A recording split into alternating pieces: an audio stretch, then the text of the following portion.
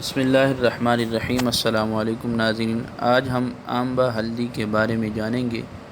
ہندی میں اسے کپور ہلدی، پنجابی میں چوہا ہلدی، گجراتی میں آمبا ہلدر، سندھی میں نرہینڈ، بنگالی میں آم آوا، جبکہ انگریزی میں اسے مینگو جنجر کہا جاتا ہے۔ ماہیت: نارنج کے مانند ایک خوبصورت درخت کی جڑ ہے جو ہلدی کے مانند لیکن اس سے بڑی ہوتی ہے۔ یہ پودا برسات کے آخری نصف حصہ میں پھولا کرتا ہے۔ شیریں پھول مہتاب کے سے لگتے ہیں۔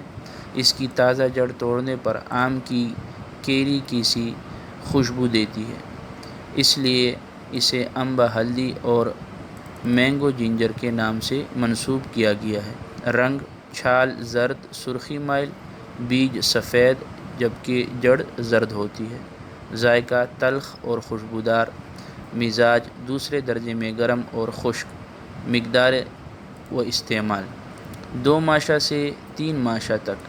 مقام پیدائش: بنگال، بمبئی اور مغربی گھاٹ کے پہاڑوں پر پائی جاتی ہے۔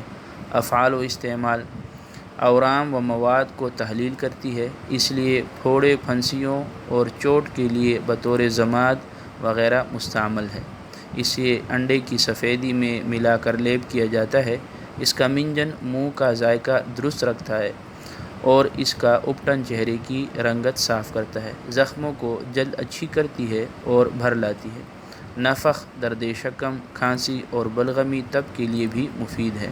درد شکم میں آمبا ہلدی اور نمک سیاہ کا سفوف اور خشک کھانسی میں آمبا ہلدی اور نمک خوردنی کو سفوف کر کے کھلاتے ہیں۔ نوٹ: اکثر طبی کتب میں اس کا فارسی نام دارچوبہ یعنی دار ہلد لکھا ہوا ہے، لیکن یہ در حقیقت صحیح نہیں۔ معزز سامعین، مزید طبی رہنمائی کے لیے ہمارے دیے گئے واٹس ایپ نمبر پر رابطہ کریں اور اسی طرح کی مزید معلوماتی ویڈیوز حاصل کرنے کے لیے ہمارے چینل کو سبسکرائب کریں اور ہمارے ہر آنے والی ویڈیو کو لائک اور شیئر کریں اور بیل آئیکن کو دبانا نہ بھولیں۔ شکریہ۔